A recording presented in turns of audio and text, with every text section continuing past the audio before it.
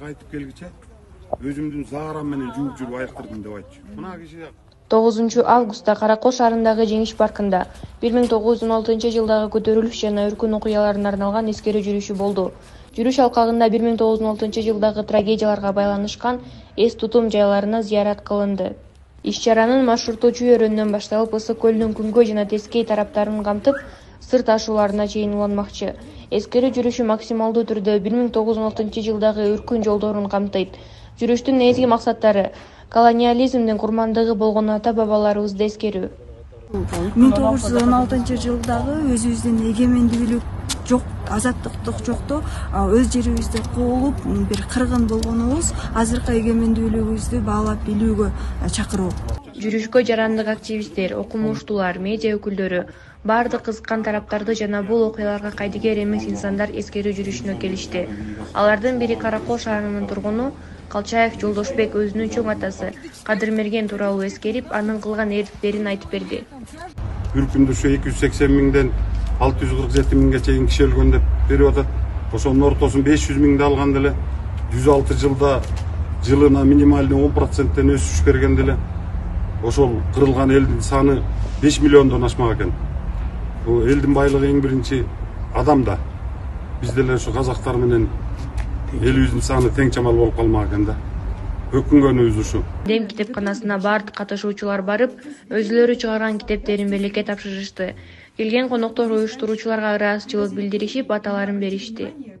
Бир жолу өмүрүңөр узун болуп, ишиңер ийгери болуп, ден соолуктуу болуп, Алла Таалам эмне жакшылык берсе, ошондон унуткарбай силерге баарыбызга берсин. Эске сала кетсек, Кыргызстанда август айынын 1-жума күнү 1916 жылдагы өркүндүн курмандыктарын эскерүү датасы катары аныкталган. Эскерүү жүрүш 5 августта Бишкектеги түштүк дарбазадагы эскерүү ташынан башталып, 14 август күнү аяктайт. Акжол Исламова, телерадиокомпания «Волна Иссык-Куля».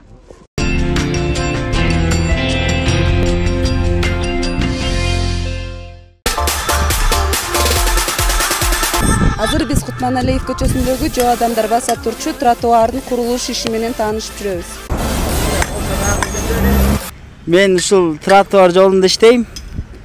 Ошо тротуарда азыр Каракол шаарында тротуарда иштеп атабыз. Бардырлары келип атат. Баары жакшы, шүгүр. Жерлерибиз даяр болуп атат. Кудайга шүгүр.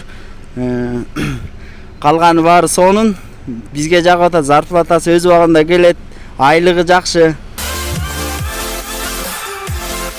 Бул көчөдөгү тротуардын асфальт төшөө ишине чейинки жумуштарын Түп районунан келген жол куруучулар аткарып жатат. Негизи көбү сурап атат, момундай шляпа кийип алса эле Кытай андай мындай деп. Жок, биз кыргыз элебиз, Түп районунан келгенбиз, Бүрмөнт айылында турабыз баарыбыз. Баары жакшы, Кудайга шүгүр. Бригадабызда 14 бала бар. Баары намаз окуган балдар. Ошо азыр биякта временный квартира алып жашап иштеп атышат. Өз иштерин жоопкерчилик менен убагында тапшыралы деген бригада кээ бир учурларда тротуардын так ортосуна туш келип калган электр мамылары менен чоң теректер иштин жүрүшүнө тоскоолдук жаратып, аларды тиешелүү мекемелер жылдырып же алгыча убакыт созулуп жатканын айтышты. Негизи 15-те чейин өткөрүп берели деген оюбуз бар болчу, бирок 2-3 күндөн бери материал бир аз кечиккен себептүү ушундай болуп жатат. Ортодон секирип кетип атабыз, эмнеге десе, аяктан момундай столбо жылып, анан бул ашченилер жылдырбай жатат. Каракол шаарынын тротуарларга деп бөлүнгөн каражаты 100 миллион сомду түзөт. Негизи тротуардын туурасы шаар жергесиндеги транспорт жүрүүчү көчөлөрдө 1,5 метрден 4,5 метрге чейин курулат. Ал эми айыл жергесинде минималдуу 1 метрден башталат. Бул курулуп жаткан тротуардын туурасы 2 метр 25 сантиметрди түзмөкчү. Жана дагы бул чоң унаа техникалар жол чарбасы муниципалдык ишканасына тиешелүү.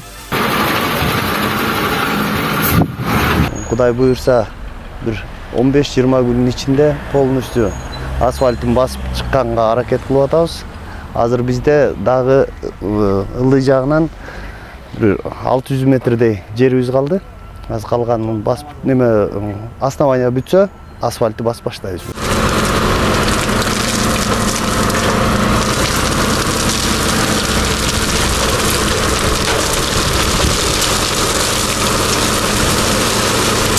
Направление менен келебиз, тияктан биздин өзүбүздүн шефтер направление берет, ошону менен келип төгөбүз. Бияка направление келиптир, ошону төгүп атабыз, Кудайым буйрса. жакшы оңолуп атат баары. Тарыхка кайрыла кетсек, тротуар деген сөздүн өзү бизге француз тилинен кирген троттен тез басуу дегенди билдирет. Ал эми француздар аны өз кезегинде башка европалыктардан алышкан экен. Мисалы, немис тилинен треттен жөө жүрүү дегенди билдирет. Чолпон Мурзалиева, ТРК Волна Эсипкөлү.